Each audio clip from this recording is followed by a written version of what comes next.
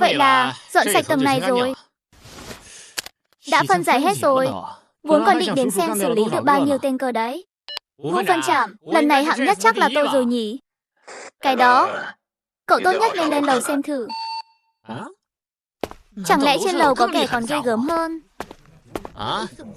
Linh mời các tầng khác tụ tập ở đây làm gì? Này mấy người, đã dọn sạch tầng của mình chưa? Chưa à? Thế còn không đi đi, bởi vì Sambi 10 tầng trên đều bị hắn dọn sạch hết rồi. Đống xác Sambi này, trong đó còn có mấy con bạo thi đều chưa phân giải, nghĩa là bị kết liễu nhanh gọn chỉ trong vài phút. Nhận được điểm nâng cấp 2. Tất cả đều do một mình hắn làm. Xem ra là tao nhìn lầm rồi. Giờ thì ta thừa nhận mày có lẽ được 3 phần công lực của tao. Nhưng tiếp theo, thứ này mày sẽ đối phó thế nào? Thả thứ đó ra. Vâng. Nhận được điểm nâng cấp.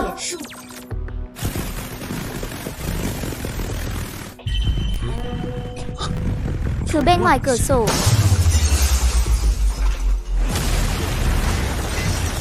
Tuy mày rất khá, nhưng rất đáng tiếc. Đối thủ cạnh tranh của mày là thiếu gia của tập đoàn lớn thứ 3 thành phố Thượng Quang. Mày có mạnh cỡ nào, hạng nhất cũng phải thuộc về Trương công tử. Thế này mà cũng đỡ được, không đơn giản. Nhưng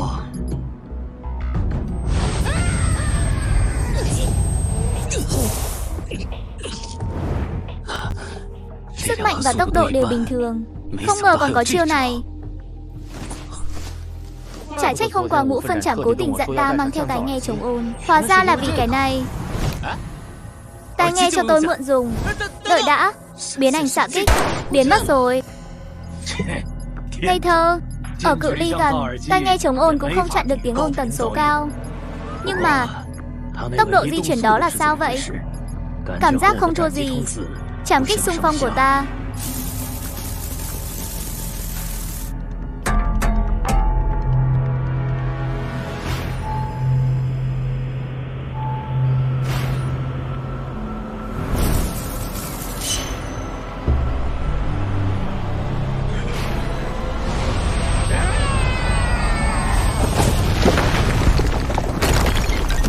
Chết tiệt, suýt chết ở trong đó. Tòa nhà cũng bị chấn nghiêng. Tên nhóc đó chắc thành bã rồi nhỉ? Chắc chắn rồi. Tao mà ăn một phát cự ly gần cũng khó toàn mạng.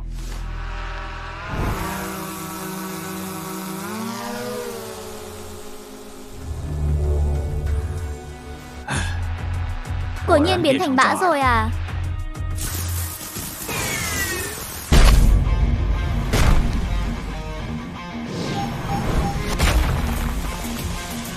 Dưới da đầu còn chưa một lớp thép chống đạn. Chả trách đạn súng lục 12 7 ly cũng không xuyên thủng được. Vậy thử cái này.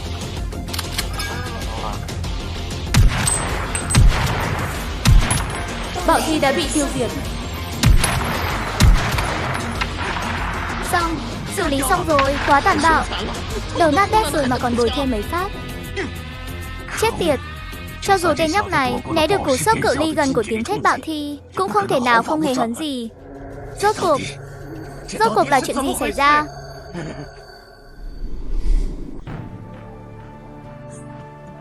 Anh, đội chúng ta nghèo quá, em chỉ kiếm được cái này thôi. Chìa khóa ký túc xá và tiền tiêu vặt cũng ở trên xe. Đây là điện thoại đặc cách xin cho anh. Trước đây trong đội chúng ta chỉ có đội trưởng, đội phó và em mới có tư cách dùng. Gã này đúng là loại gió chiều nào che chiều ấy mà.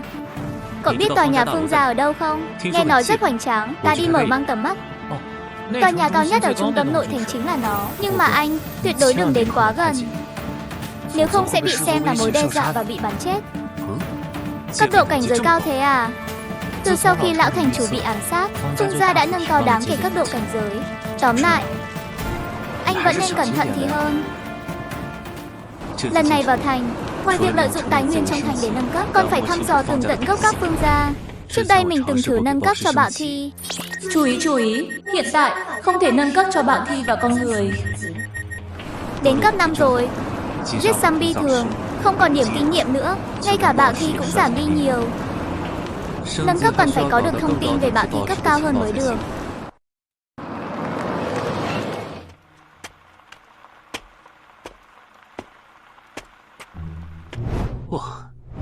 Đây đều là vũ khí không kiếm được ở ngoài thành nhỉ. Nếu mua một đống vũ khí hạng nặng, rồi nâng cấp nữa, sức chiến đấu lập tức có thể tăng một bậc. Ông chủ, những thứ này tôi lấy hết. Trong vòng 1 phút, tôi muốn thấy chúng được bày hết ở đây. Trong tôi có tí tiền ấy, còn chạy đến chỗ ta khoe quá, đừng để ta thấy người nữa. Đúng là một giao dịch vui vẻ ghê. Lăn lộn ngoài thành quá lâu, đã không còn khái niệm về giá cả nữa rồi. May mà lão đại vẫn bán cho mình ít đồ. Tuy bộ giảm thanh không thể tiêu âm hoàn toàn, nhưng ít nhất khi thực hiện biến ảnh xạ kích ở khoảng cách xa, sẽ không kinh động kẻ địch. Trang bị hạng nặng không ít nha. Hóa ra đây là đội quân mạnh nhất của Phương gia. Thi binh. Thì ra cấp bậc của một tên lính quèn bất kỳ cũng cao hơn đội phó đội hộ vệ. Chả trách Phương gia có thể thống trị thành Thự Quang lâu như vậy. Nhưng đã đến rồi, không thể về tay không được. Cảnh báo, không thể thu nạp chiến cơ. Vui lòng nâng cấp bản thân lên cấp 15 để mở khóa. Vậy xe tăng, chẳng lẽ phải cấp 30? Cảnh báo, không thể thu nạp xe tăng. Vui lòng nâng cấp bản thân lên cấp 10 để mở khóa. Nếu đã thiếu 2 điểm nâng cấp, vậy thì dụ vài tên thi binh đến đây nộp mạng lấy kinh nghiệm vậy. Tốt lắm, đã gây chú ý. Đổi sang nơi rộng rãi xa hơn. Mình không muốn bị đánh hội đồng dưới lầu Phương gia đâu.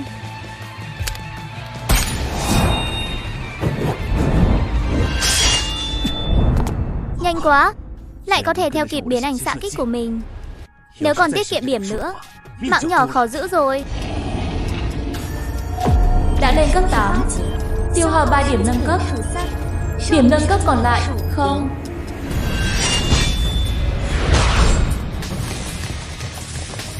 Lại đội mũ sắt dày như vậy.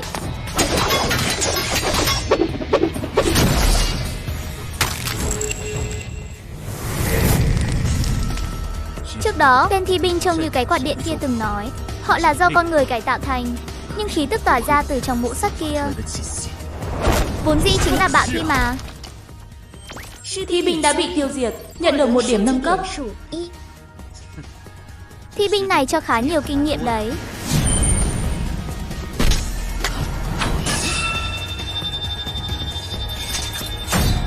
Sức mạnh của 2 tên này còn cao hơn một bậc. Chân đến hổ khẩu của mình cũng tê dần.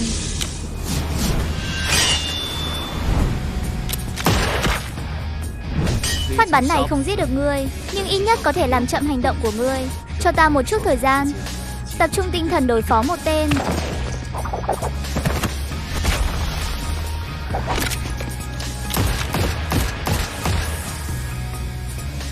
Thi binh tinh nhuệ đã bị tiêu diệt, nhận được 1 điểm nâng cấp. Điểm nâng cấp có sẵn 2. Đã nhận được bộ giáp chiến toàn thép. Đã nhận được lông lo kết lần sát thân. Đã nhận được khoảnh đao thi binh. Cái gã này, bộ giáp toàn thép này phải nặng 50 kg. Ấy thế mà đám thi binh này khi chiến đấu vẫn linh hoạt như vậy. Đã lên cấp 10, tiêu hao 2 điểm nâng cấp. Điểm nâng cấp có sẵn không. Tiếp theo, hãy để ta thử kỹ năng này xem. Đã nhận kỹ năng nô dịch bạo thi. Hiệu quả khi bạn làm giảm thanh máu của bạo thi hoặc zombie xuống dưới 20%, có thể tiêu hao 1 điểm nâng cấp để biến nó thành nô bộc của mình. Không thể sử dụng với mục tiêu có cấp bậc cao hơn bản thân.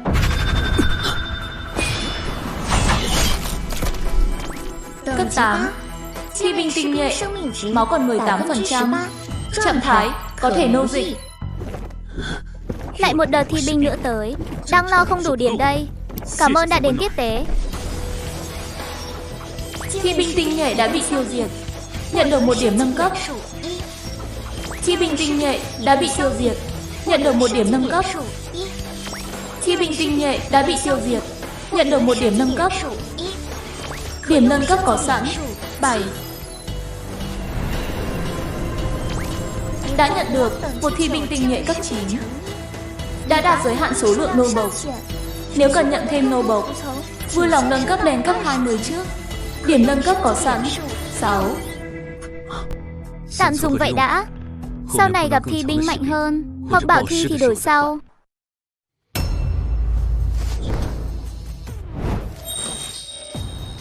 Đội trưởng kỵ sĩ hạng nặng. Kỵ sĩ không cưỡi ngựa, đổi sang cưỡi xe hạng nặng à? Kỳ thật, thì ra hạng nặng là ý này. Con bác sĩ đó chắc chắn không đánh lại rồi. Xe tăng chiến đấu chủ lực đã được nâng cấp thành xe tăng chiến đấu chủ lực cường hóa. Hộ giáp cộng 50%, hỏa lực cộng 50%, tiêu hao 1 điểm nâng cấp. Điểm nâng cấp có sẵn 5. Cho dù dùng hết điểm còn lại để lên cấp 15, mở khóa chiếc máy bay này, cũng không còn dư điểm để nâng cấp và thu nạp nó. Lần sau vậy.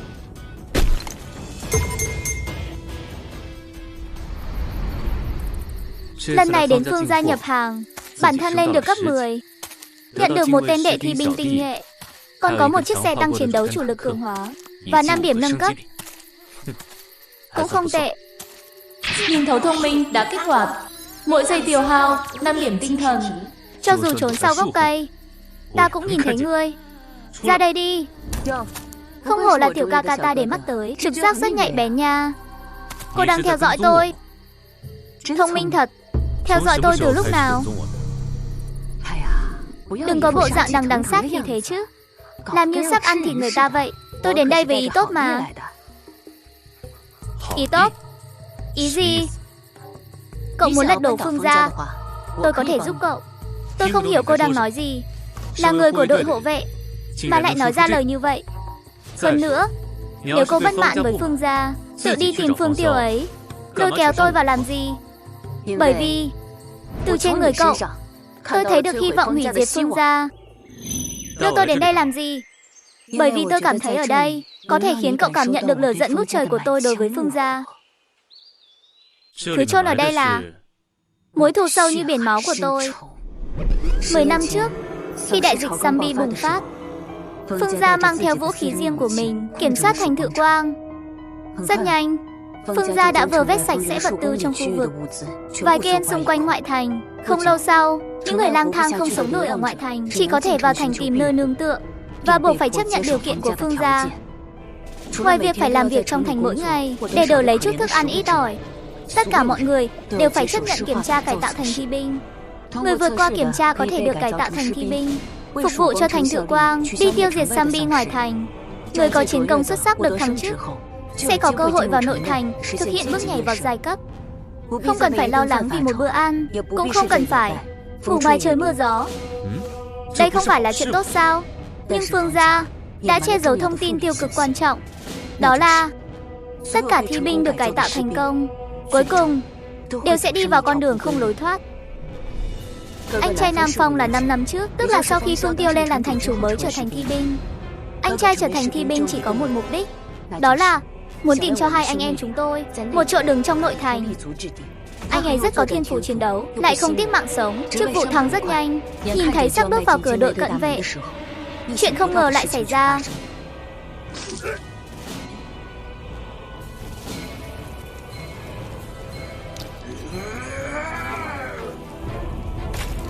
Cuối cùng người của đội cận vệ nói với tôi, anh trai đột nhiên mất kiểm soát, tấn công người khác bừa bãi trong tổng bộ. Chúng tôi bất đắc dĩ mới phải giết anh ấy, chỉ để lại cho tôi thẻ tên của anh trai. Tôi ngay cả một hũ tro cốt cũng không có, chỉ có thể chôn thẻ tên của anh trai ở đây. Kỹ năng nhìn thấu kích hoạt. Mỗi giây tiêu hao 5 điểm tinh thần. Thẻ tên thường là một cặp, ở đây chỉ có một cái, nghĩa là cái còn lại vẫn ở trên thi thể. Nếu Nam Phong đã bị giết, thi thể sẽ nhanh chóng phân giải. Cái thẻ tên kia treo lơ lửng trong không khí à? Trừ phi... Mấy năm nay tôi vẫn luôn âm thầm điều tra, phát hiện ra sự thật mà Phương gia luôn che giấu. Đó là mỗi thi binh khi sử dụng thi khí tự hồi phục hoặc phát động thi thuật đều sẽ bị thi độc ăn mòn. Một khi sự ăn mòn vượt quá ngưỡng, thi binh sẽ biến thành bạo thi hoàn toàn. Trong cái vỏ bọc đó sẽ không còn sót lại chút nhân tính nào.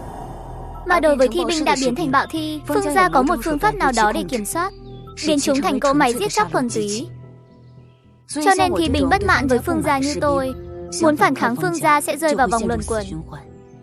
Phản kháng càng dữ dội, càng dễ biến thành bạo thi.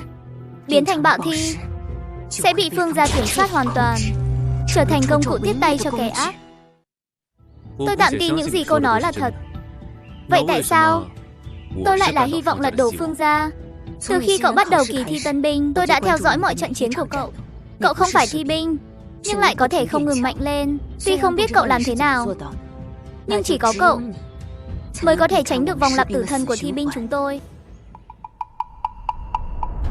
Đám tiện dân này ngày nào cũng chỉ muốn lấy mạng ta. Bọn chúng thật sự nghĩ rằng ta sẽ ở trong tòa nhà to như cái bia ngầm đó sao? Nực cười. Thành chủ, vụ ám sát hôm qua ngài định cử ai đi điều tra, để ôn sân phụ trách đi. Cô ta đâu rồi? Cái đó, cô ta lại đi phòng thủ cổng thành rồi. Nghe nói lần này phía Bắc có một bà si bạo khí rất mạnh tới. Cấp độ cảnh giới đã nâng lên cấp Anh rồi. Cấp Anh.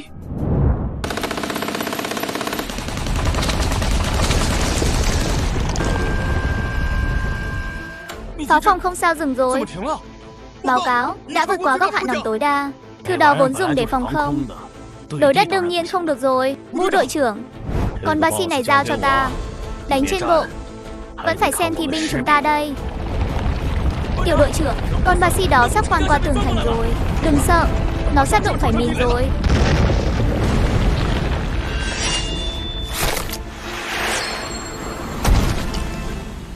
Ông Sân, chỉ cần ta tiếp tục tích lũy chiến công như hôm nay, không bao lâu nữa, vị trí đội trưởng sẽ là của ta. Lợi hại thật, một nhát chém đôi con bà si to thế này làm hai rồi. Đó là tuyệt kỹ cùng tên của Ngũ đội trưởng, Ngũ Phân Trảm. Nghe nói trước tận thế, ông ấy thường xem bố mình chặt thịt ở quán thịt. Bố ông ấy luôn có thể chém đôi bất kỳ miếng thịt nào một cách chính xác. Sau khi trở thành thi binh, Ngũ đội trưởng đã dựa trên nền tảng đó phát triển ra chiêu thức của riêng mình.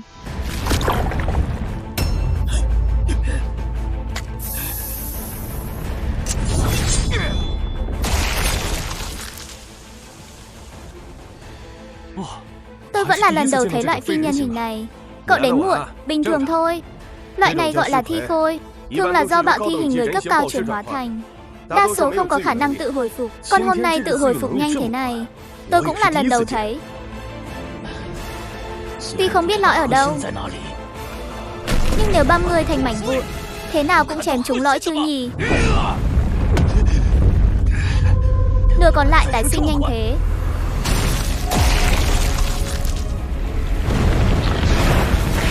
Mục tiêu của nó là phá hủy pháo phòng không. Cổng thành chỉ còn lại một khẩu pháo phòng không này thôi, không thể mất thêm nữa. Cứu mạng.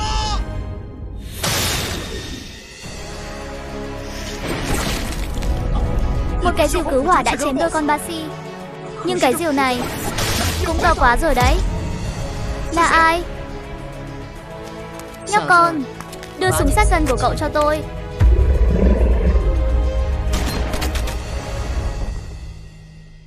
Tại sao chúng ta phải trốn sau này? Cô ấy nói để tránh lát nữa bị lựu đạn thổi bay. Sát gần bắn con bà si này chẳng có tác dụng gì cả. Phải dùng pháo bắn mới được chứ nhỉ? Tốt lắm, đã kéo được thù hận.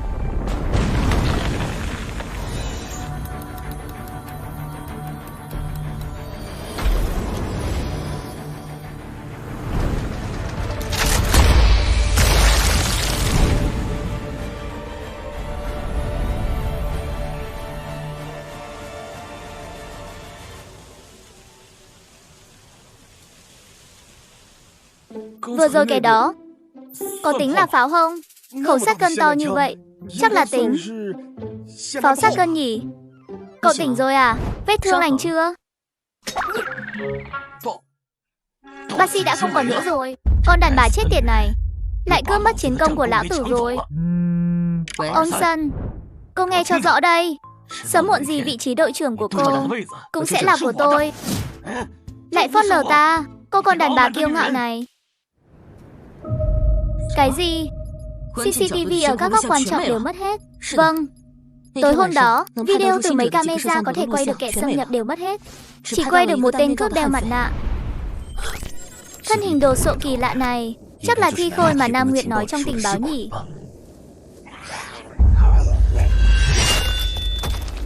Lũ lâu là già cho người đấy.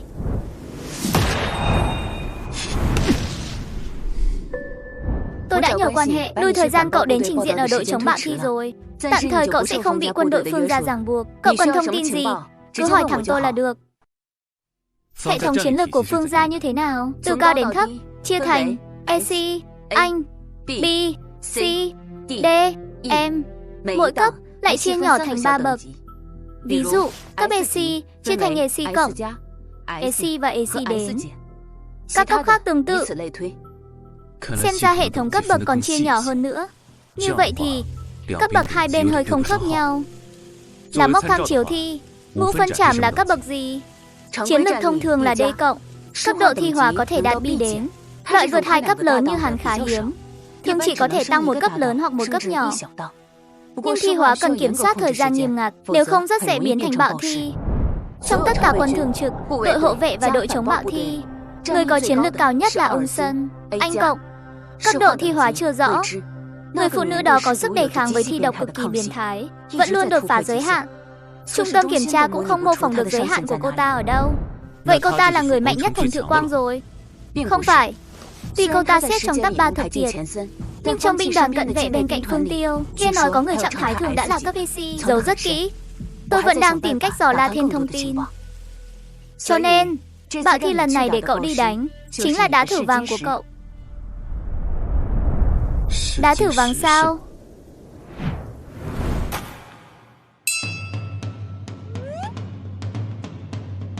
Sâu trong hang động hình như có tiếng trống Gashi.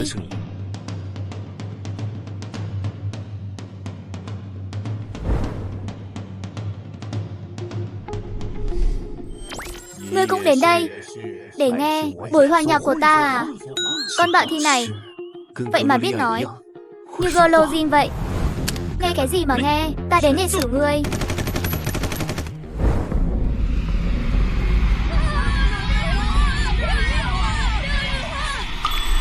Lục Nguyệt Hoa, chúng tôi yêu em. Chúng tôi yêu em. Đây không phải là buổi hòa nhạc 10 năm trước. Mình đã bỏ lỡ vì tận thế sao? Là ảo giác à? Gần ra đó làm gì? Nam Nguyệt, cười lên nào.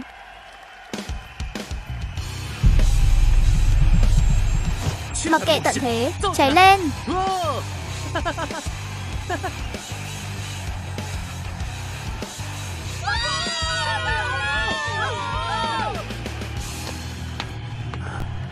Mình nhảy bao lâu rồi?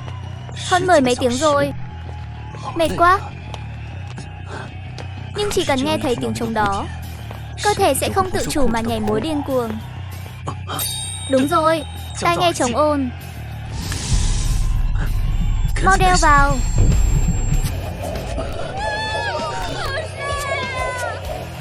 Cứ tiếp tục thế này sẽ mệt chết mất. Chỉ còn chút nữa thôi. Chỉ cần mình với được tai nghe.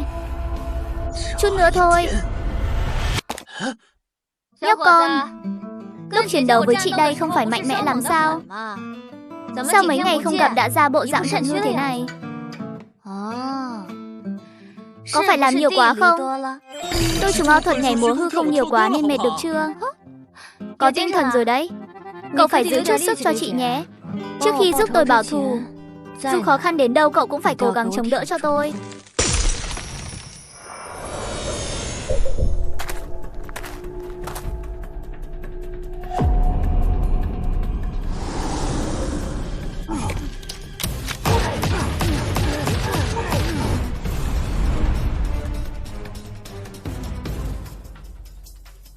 Được Golozin cứu rồi. Dân con lấy được từ cô ta, lại vẫn còn ý thức sót lại. Đây là hồi sinh hay phân thân gì đó? Thi thuật mà người biết cũng nhiều thật đấy.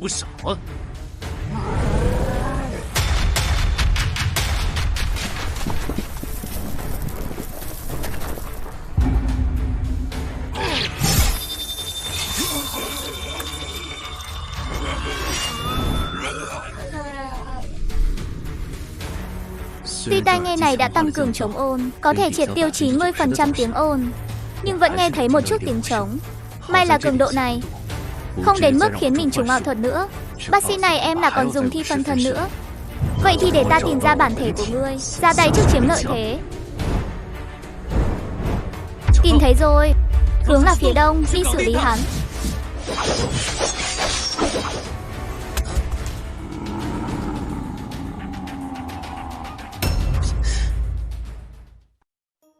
Con bà si này, cấp bậc gì vậy?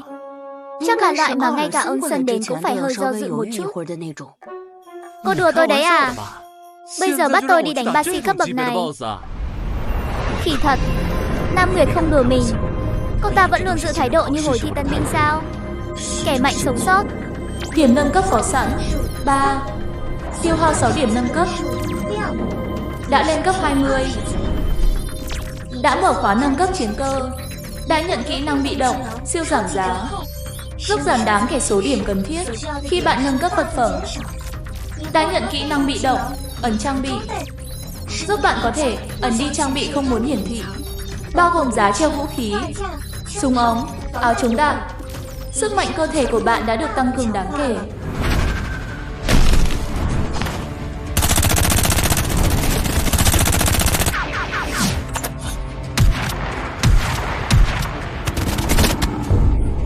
Bắn lệch rồi. Không thể nào. Mình chắc chắn đã nhắm vào thần não. Không đúng, là tiếng ồn. Tiếng ồn do gã này đập xuống đất tạo ra, cũng có hiệu ứng ảo thuật. Cho dù chỉ có 10% cường độ tiếng ồn, vẫn có thể gây nhiễu loạn giác quan mình, tai, mắt, cảm giác trên tay. Mỗi khâu chỉ bị nhiễu 10%. Phản ánh lên độ chính xác khi bắn, chính là sai 1 ly đi 1 dặm. Nhanh quá. Nhưng ta vẫn có thể né.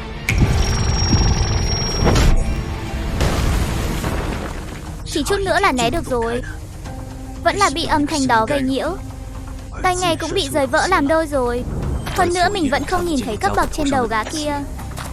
Còn lại 3 điểm nâng cấp. Dùng để nâng cấp bản thân có ý nghĩa lớn không? Hay là dùng để sửa tai nghe? Nhưng tai nghe cũng không thể chặn hoàn toàn tiếng ồn. Chỉ cần tiếp tục bị ảo thuật gây nhiễu, mình sẽ không có cơ hội thắng. Đợi đã. Bây giờ mình không phải có 2 thứ chống ồn sao? Nếu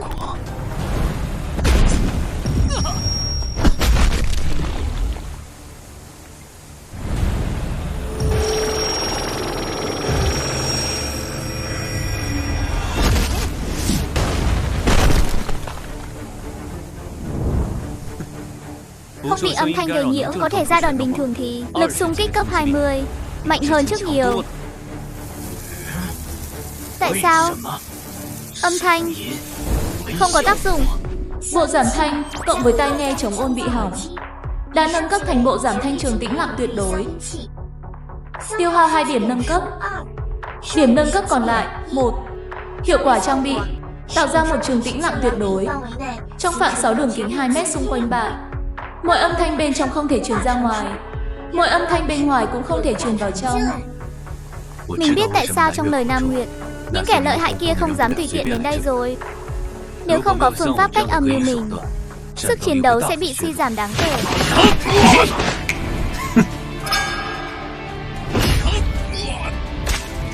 Hủy bỏ trường tĩnh lặng tuyệt đối.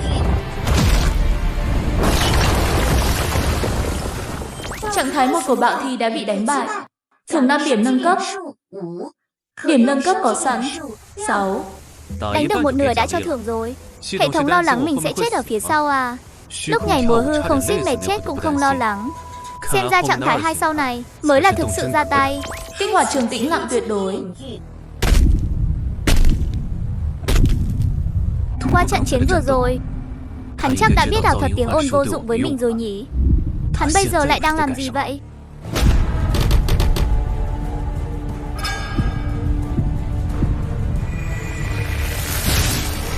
Bạn đã lên cấp 26.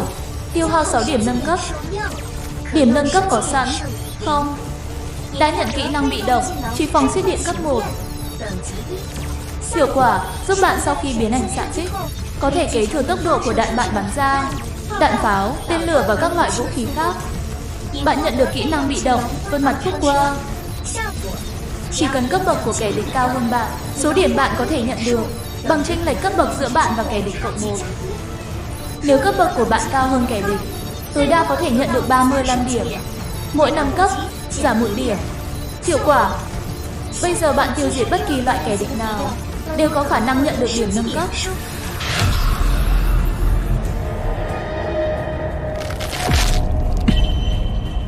Phát hiện thi thuật vô dụng với mình, nên quay lại sử dụng lên chính mình sao? Giống như là bắp vậy. Trong nháy mắt nâng cao sức mạnh cơ thể.